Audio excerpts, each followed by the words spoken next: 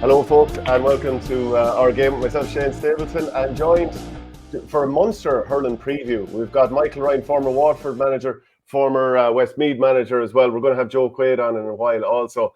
We'll just start off with you, Michael. How are things? Not too bad at all now. You're keeping the good looking side forward to the championship. Everybody's looking forward to the championship. Yeah, absolutely. Well, let's go back a few years. It's probably a decade ago now that you were starting into your first season. Well, was it 2012 your first season with 12 Waterford? And 13, yeah. 12 and 13, yeah. Can you talk to us about what it was like building into that first season when you were in charge of Waterford? No doubt, you know, a lover of the Dacia your whole life, and then building into that first championship season. What was that like for you personally? Well, we didn't have a really good start to the league. We lost the first couple of games in the league, but then we recovered and we beat Galway and we beat Dublin. So I suppose it was a bit into the unknown, and to make it even more interesting, we were playing Clare in the first round, and Davy had just stepped down as Waterford manager, and he went to Clare, and lo and behold, I suppose it was inevitable that we draw Clare in the first round. So, you know, it was an interesting time, and there was a big build up to that game because of the fact that Davy was a Waterford manager previously, but I think every year the championship brings something new, and it's what every player and every manager dreams to be involved in, the championship. So, you know, you just can't wait to get the first game under your belt, and nobody knows what's going to happen in the first match, because the league is the league and the championship is a different kettle of fish. It's a very serious competition. So I suppose there was a bit of anticipation when I took over. There was a bit of, you know, the unknown, really, so to speak, but very much looking forward to it. And I think that's the way everybody is. And would you have sort of prepared what you were going to say in the dressing room beforehand, or do you just let it flow? Whatever comes out, comes out? No, I'd have to think about it, and it depends on the circumstances. I mean, it depends on it's championship game, it's a league game, it's first round, or I would certainly mentally prepare for it, and I suppose a lot would depend on how training had gone during the week, and also whether we admit it or not, the opposition will also come into play as well. So I'd like to think that would be a factor in what a manager was going to say, and certainly in my case, I can't speak for anybody else, but in my case, I would mentally prepare for it, definitely, yeah. Yeah, and was that the day, look, all this water has gone under the bridge at this stage, but was that the day when Davy Fitz, John Milan and Owen Kelly had their bit of jaw on the sideline? I just knew you were going to bring that up, yeah. Well, that was the day. That was the day, yeah, no question about it. To be honest about it, I wasn't particularly happy about it at the time. I didn't think it was the thing to do, but look, the game was over. I suppose there was a bit of emotion involved from the players' point of view as well, and Davy had been manager, and Davy had a good spell as Waterford manager, has to be said. They won the Munster Championship in 10, and I suppose, like everything, it seemed to maybe sour a little bit in the end, and I don't exactly know what happened, but certainly the two lads anyway got stuck into it, and as I said, certainly wasn't in favour of it. I wouldn't agree with it, but nevertheless, it was completely out of my control. What were those players like for you in the dressing room, and I suppose on the pitch as well? Yeah, look, they were good lads. I mean, some of those players had been part of a very successful Waterford team. They had won 3 Munster finals, 4 Munster finals in some cases. And I'd also been a selector with Justin McCarthy back in 2007, 2008. So I would have known him from that point of view. But good lads. I mean, fella like Milan, the dressing room, was a top guy.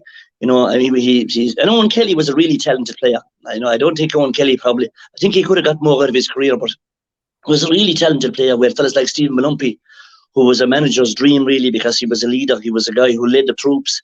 He was a guy who went into battle with, you know, when you went into battle with Stephen Malumpi, you felt you had a really good man on your side. A lot of good players in that team. And we had 2 very enjoyable years. Did you have any, you know, was it unusual for you at all taking over the job, given, you know, how the Justin McCarthy era had ended? No, I mean, Justin McCarthy's era ended in 2008, and this was 2012, so it's 3.5 years later, 4 years later for one. You know, so I mean, that time had gone. A new manager had been in. Waterford had been to an All-Ireland final, even though they were well beaten by Kilkenny, and there were several new players on the panel as well. So really, that had no impact on me taking over. Certainly didn't factor, as far as I was concerned, anyway. And like, if you go back to 2007, that All-Ireland semi-final, Waterford against Limerick, 16 years on now, obviously, but do you think that extra game that Waterford had to play against Cork took a bit out of the legs, and that explained the ambush from Limerick? Well, I think, you know, I mean, I don't want to be unfair to Limerick now, because on the day they played really, really well, and there was a few chinks in our team and they exposed them.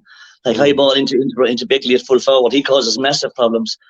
I don't know, maybe I suppose we had beaten Cork in a replay, and, you know, we had beaten Limerick early on in the championship, so I suppose maybe there was a very slight hint of complacency. I don't know, maybe there was, and also there was the fact of going to Croke Park 3 times in 2 weeks.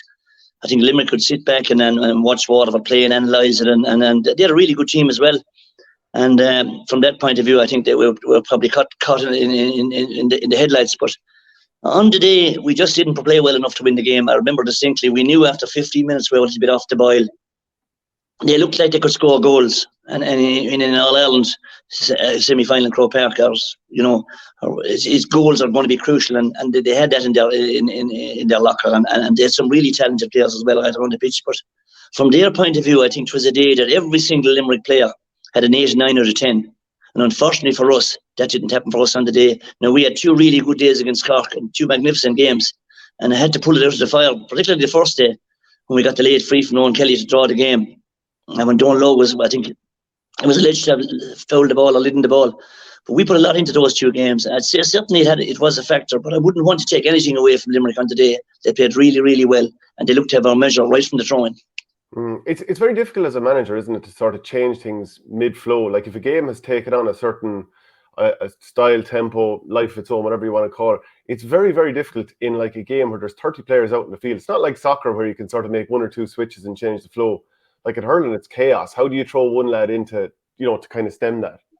Yeah, and for something to work, for some particular reason, we had a few fellas off colour on the day, and that's not the end of the day. They had a lot of good hurling for Waterford, and we made a few changes on the day that didn't seem to affect the thing, and we walked our way back into it a couple of times. But every time we walked our way back into it, they seem to get a goal, and it's not like a light switch, or a tap. You can't just turn it on anytime you like, and I suppose.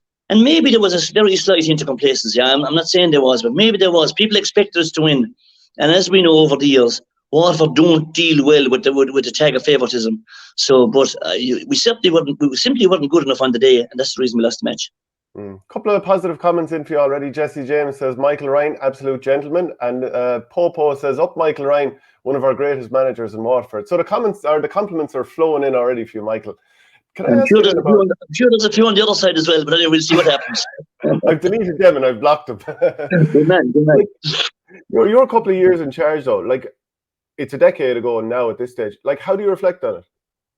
Well, I really thought we won a good place tonight. We played Kilkenny in Thurles. It went to extra time, and Pat Flanagan was doing the physical for us, and then Pat is doing the conditioning. And we had a meeting after. We felt we were in a really, really good place because we had physically stood up to the challenge of Kilkenny on that particular night. They had made a number of changes. I think Henry was actually taken off in that particular game, and they just got us an extra time. But we really thought we won a good place going forward. But unfortunately, the things didn't work out. But look, I've no regrets about it. Kevin Moran in that game, he was an absolute phenomenon, and he got sick on the pitch and everything, didn't he? Just through the effort he'd made.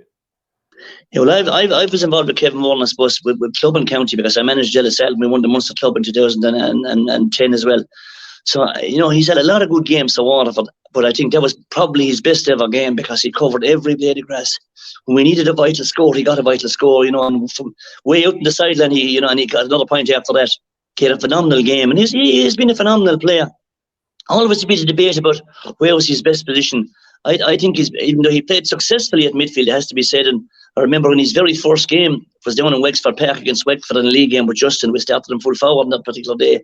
But I've always felt the half-back line, particularly left half-back, I thought he could really influence the game because he could really deliver good ball into the forwards, and he was good under the high ball as well. So I always felt that was his best position. But on the day, he gave an absolute 9.9 out of 10. I don't do 10 out of 10, but he was 9.9 on that particular day, and he left every blade out. Actually, he had to be carried from the pitch because he was so exhausted. Yeah, it was incredible stuff. Of all the players that you would have managed, in your own tenure and obviously under Justin's as well, can you tell us what sort of talent did you see in training? Because we're talking about Waterford's best ever players here: Dan Shanahan, John Milan, Ken McGrath, for God's sake, Paul Flynn, and so on. Yeah, well, that Waterford team with Justin, and Justin did an excellent job as manager, that has to be said. That was a very driven group of individuals who always wanted to perform. They loved the big stage. They wanted to play well. I mean, people like Ken McGrath, Tony Brown, they were top-notch guys. Milan was phenomenal, and I had Milan at club level as well. And but they were just really good players who were prepared to work really hard. And I often think, that they were probably a little bit unlucky because they were around at a time, in Justin's point of view, Cork were going for 3 in a row. Kilkenny had their best ever team. And, and Waterford trying to make the breakthrough. And sometimes you come up a little bit short on that, but really, really close. but didn't actually pull it off on the really big day, which is disappointing for them because they certainly had enough talent to win in All Ireland. But you can also say, if you get what you deserve, I suppose people will cynically say that. I wouldn't say that. I thought they were top-class players, very ambitious, really, really proud to wear the Waterford jersey. Maybe if there was a slight flaw in the forward line with a lot of individuals, and maybe we never quite put it together as a team, that maybe that last pass was missing because they all fancied a shot at the post. But, well, 3 or 4 of them did anyway. Seamus Prendergast and Stephen Mallumpy were different. They all fancied a shot at the post, but really good lads, and I couldn't speak highly enough of them, What are your thoughts on Stephen Mallumpy as Kerry manager? He seems to have done quite well so far. Well, Stephen is a very driven guy, and he will realise that when you go to a county like Kerry, I was in Westmeath myself, there's no quick fix to it. You've got to build something. And sometimes that takes time. And very often people don't realise that it takes time, and or they mightn't be happy that it takes time. But if Stephen Mallumpy gets a go in Kerry, if he gets proper time in Kerry, I've no doubt he'll significantly improve that team. And it'll be very interesting to see how they get on in this year's Joe McDonagh.